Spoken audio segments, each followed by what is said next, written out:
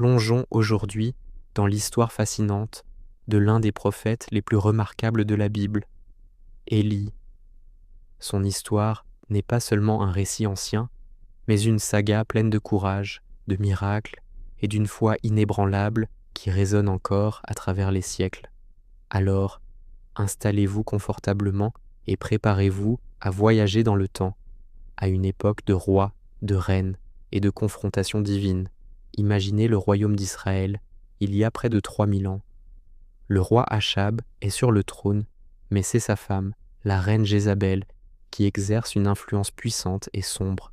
Originaire de Phénicie, elle a introduit le culte de ses dieux païens, Baal et Astarté, et le peuple d'Israël commence à se détourner de son Dieu unique.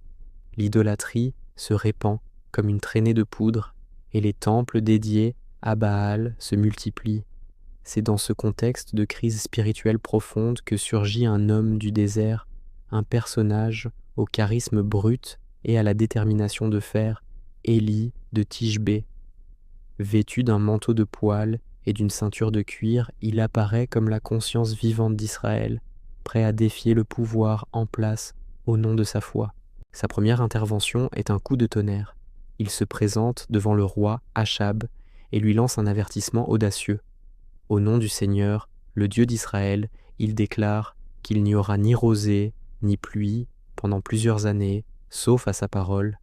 C'est un défi direct à Baal, le Dieu de la fertilité et de la pluie. La sécheresse s'installe, terrible et implacable, prouvant dès le départ que la parole d'Élie porte le poids d'une autorité divine. Suite à cette annonce, Dieu ordonne à Élie de se cacher près du torrent de Kérith. Là, isolé du monde, il survit de manière miraculeuse. Matin et soir, des corbeaux lui apportent du pain et de la viande, et il boit l'eau du torrent. Cet épisode montre la providence divine à l'œuvre, protégeant son messager au milieu de l'adversité. Lorsque le torrent s'assèche à cause de la sécheresse persistante, la mission d'Élie le conduit hors des frontières d'Israël, à Sarepta, en territoire phénicien, le pays même de Jézabel. Il y rencontre une veuve pauvre qui ramasse du bois. Elle n'a plus qu'une poignée de farine et un peu d'huile pour préparer un dernier repas pour elle et son fils avant de mourir de faim. Élie lui demande de lui faire d'abord un petit pain, avec une promesse incroyable. La farine dans le pot ne s'épuisera pas, et l'huile dans la jarre ne diminuera pas, jusqu'au jour où le Seigneur enverra la pluie sur la terre.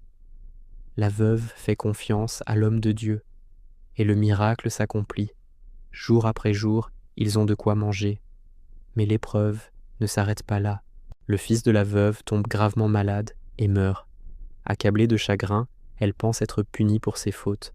Élie prend l'enfant, le monte dans sa chambre et prie Dieu avec ferveur. Il s'étend 3 fois sur le corps de l'enfant, implorant le retour de son âme. Miraculeusement, l'enfant revient à la vie. Cet acte puissant révèle une autre facette de la puissance de Dieu, agissant, à travers Élie, le pouvoir sur la vie et la mort. Après 3 ans et demi de sécheresse dévastatrice, le moment de la confrontation finale arrive. Élie retourne en Israël et lance un défi public au roi Achab et à tout le peuple. Il les convoque sur le mont Carmel avec les 450 prophètes de Baal et les 400 prophètes d'Astarté. La scène est grandiose. Face à la foule hésitante, Élie pose une question directe. Jusqu'à quand clocherez-vous des 2 côtés? Si le Seigneur est Dieu, suivez-le. Si c'est Baal, alors suivez-le. Le défi est simple. 2 autels, 2 taureaux pour le sacrifice. Chaque camp invoquera son Dieu, et celui qui répondra par le feu sera reconnu comme le vrai Dieu. Les prophètes de Baal commencent. Pendant des heures, ils crient, dansent, se lacèrent le corps, mais rien ne se passe. Le ciel reste silencieux. Élie se moque même d'eux. Criez plus fort. Peut-être qu'il est en voyage, ou qu'il dort et qu'il faut le réveiller. Puis vient le tour d'Élie. Il répare un ancien autel du Seigneur avec 12 pierres, représentant les 12 tribus d'Israël. Il creuse une tranchée tout autour. Il fait ensuite verser 12 cruches d'eau sur le sacrifice et le bois à 3 reprises, jusqu'à ce que tout soit complètement détrempé et que la tranchée soit remplie d'eau. Il ne laisse aucune place au doute, aucune possibilité de supercherie. Alors, dans un silence solennel, Élie adresse une prière simple et puissante au Seigneur, lui demandant de se manifester pour que le peuple sache qu'il est le vrai Dieu. La réponse est immédiate et spectaculaire. Le feu du Seigneur tombe du ciel, consumant non seulement le sacrifice et le bois, mais aussi les pierres, la poussière et même l'eau dans la tranchée. Devant cette démonstration de puissance divine écrasante, le peuple tombe face contre terre et s'écrie « C'est le Seigneur qui est Dieu, c'est le Seigneur qui est Dieu ». La victoire est totale. Suite à cela, Élie ordonne l'exécution des prophètes de Baal, mettant fin à leur influence. Puis, il monte au sommet du Carmel, prie 7 fois, et enfin, un petit nuage apparaît à l'horizon, annonçant le retour de la pluie tant attendue. On pourrait penser qu'après un tel triomphe, Élie serait acclamé comme un héros. Mais la reine Jézabel, enragée par la mort de ses prophètes, jure de le tuer. Étonnamment, le prophète qui a défié un roi et 450 hommes prend peur.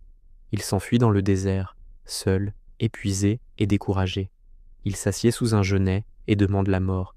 C'est un moment de profonde vulnérabilité humaine. Mais Dieu ne l'abandonne pas.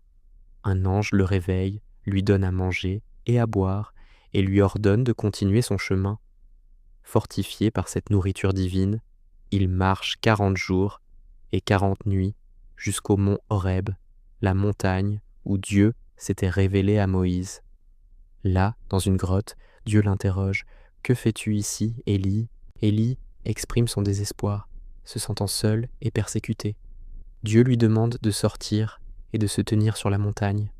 Un vent violent déchire les montagnes, puis un tremblement de terre, puis un feu. Mais Dieu n'est dans aucune de ces manifestations spectaculaires.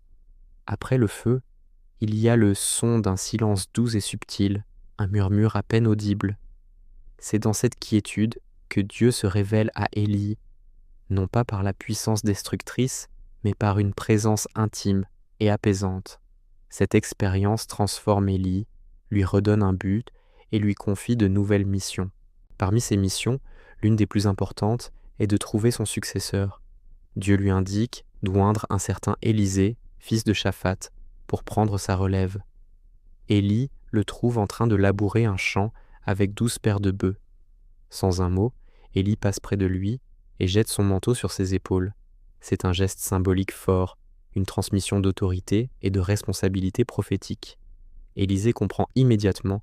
Il demande juste à dire au revoir à ses parents, sacrifie ses bœufs pour partager un repas d'adieu, puis il quitte tout pour suivre Élie et devenir son serviteur.